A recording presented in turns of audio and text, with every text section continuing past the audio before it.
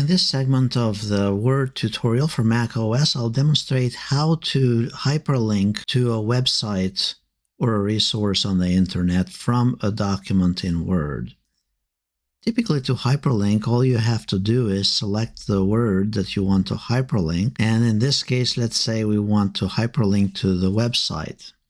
So we select the words that we want to hyperlink, and then click on the link icon under the Insert tab, click on Link, and from here you can link to an address. In this case, just put the URL to the address, to the website, and then click OK. At this point, you can click on it, and it will take you to the website.